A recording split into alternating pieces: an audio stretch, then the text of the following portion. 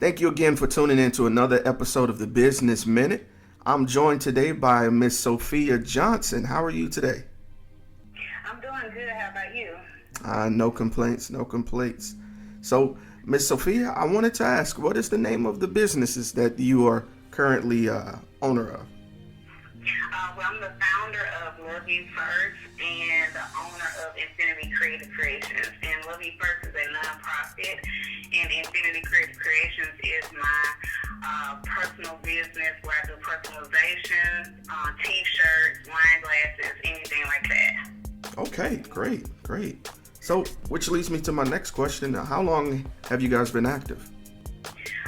Since 2016, Love You First, that's when I started the nonprofit, and the Infinity Creative Creations have been just a year longer. So 2015 is when we started Infinity Creative Creations. Okay.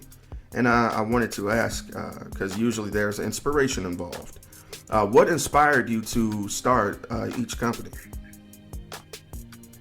Well, when it comes to Love You First, the organization started because I could see so many women and teens struggling with self-esteem, self-care, self-love.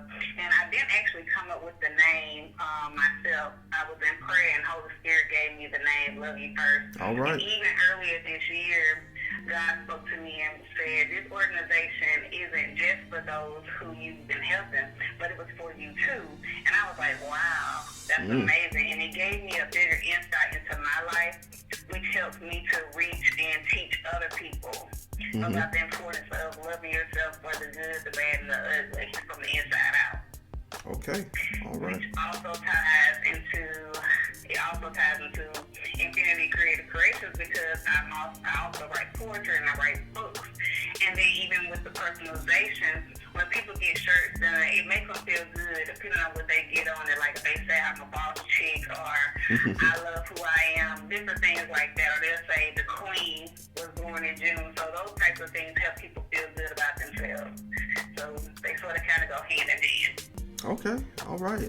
I love it.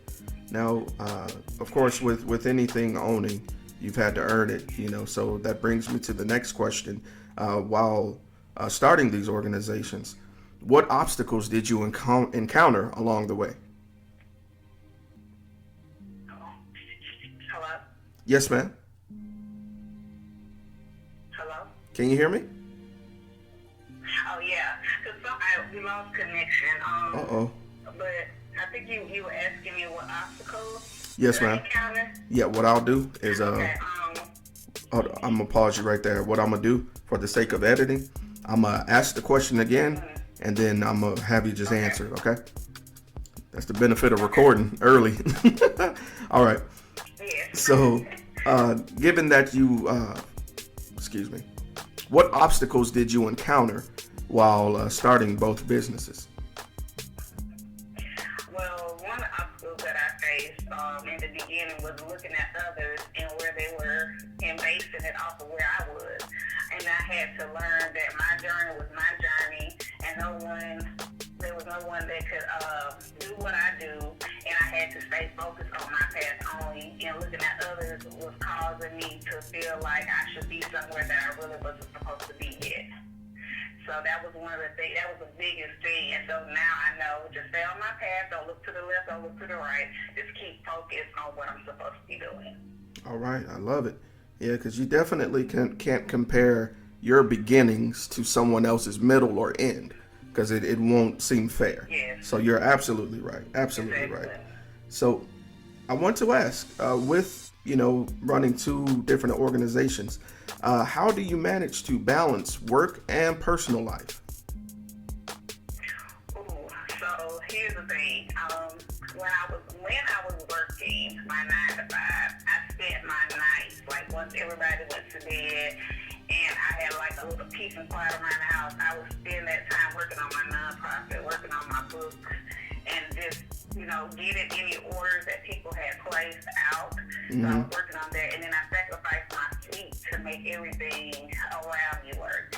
And now that I'm at home, I actually get to spend a little more time to accomplish more. So like I just had an event July 24th. And I had left my job June 22nd, to actually get everything that I needed to get for that event, make sure that everything went perfectly. It wasn't perfect, but to go smoothly so that I could make sure that the people who were attending were comfortable and felt comfortable in the atmosphere. So I was able to get all those things together, and now I'm able to work on my brand, to get all my stuff together, connect with other people, because when I was actually working at 9 to 5, I couldn't do it. Mm-hmm. So now that I'm able to do that, it's helping me network a little bit more and accomplish more within the business, in the nonprofit. Okay. All right. Well, that is quite a blessing. And I want to ask, yes, over the last couple of years, what experience did you find to be the most memorable? Well, when I first started Love You First, I had a group, and I still have the group on Facebook. And I would post stuff and, encouraging things, trying to, encourage the women to love yourself. It is not about, putting everybody else to the side. It's more so just realizing that if you're not happy, then the atmosphere around you isn't going to be happy. Mm-hmm. Well, one of the ladies ended up commenting one day, and she said, "You don't know how much you've inspired me, because I'm going through something in my marriage, and some of the things that you have said has helped me through this situation." And I was like, wow, because I was starting to think that nobody was getting anything from the post. I didn't think anybody was getting anything from the affirmations or getting any encouragement. And when she said that, it just let me know that I was walking down the path that I was supposed to be walking on. And so that was one of the most memorable experiences for me, to know that it was actually helping somebody. All right. And on the flip side of that, coming along the path of success here, I want to ask, at any point did you feel like you wouldn't be successful? And if you did, who or what changed your mind? So we planned an event, and nobody showed up. The only people that were there were the speakers. And I was very disappointed. I said, well, Lord, I'm having, I had this event, what did I do wrong? I marketed, I did all these different things, and then I heard Holy Spirit say, but did you even pray about this event? Or did you just decide you wanted to do it? And I was like, I did.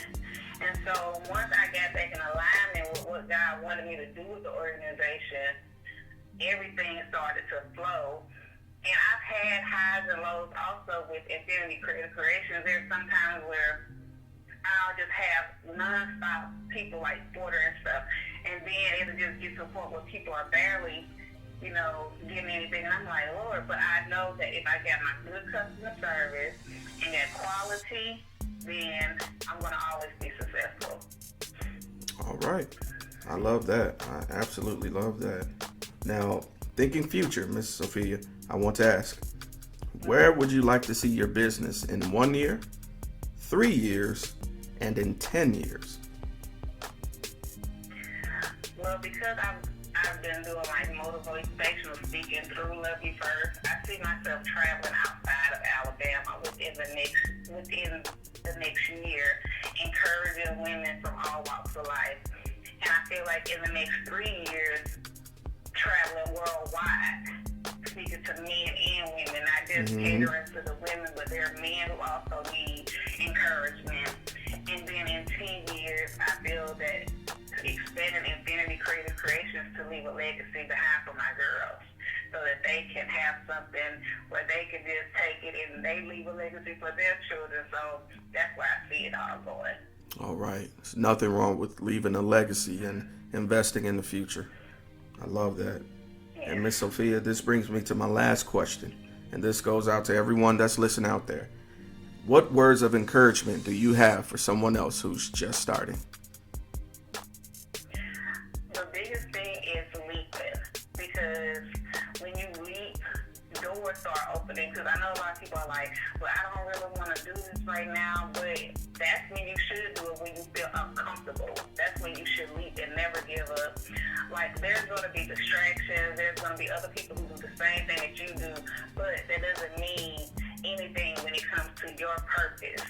You need to stay focused on the plan and be determined to reach your goal no matter what.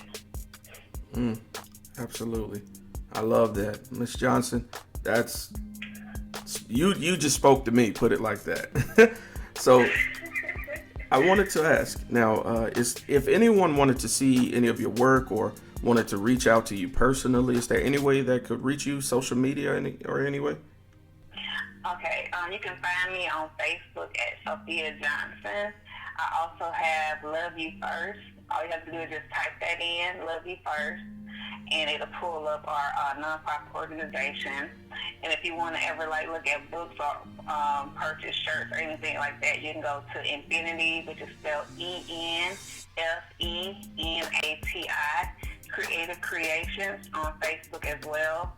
And you can go to my website, which is www.authorinfinity.com, or you can give me a call or text message at 334-641-0102. All right. Well, I love it, Miss Johnson. Again, thank you again for the opportunity. I really appreciate it. Thank you.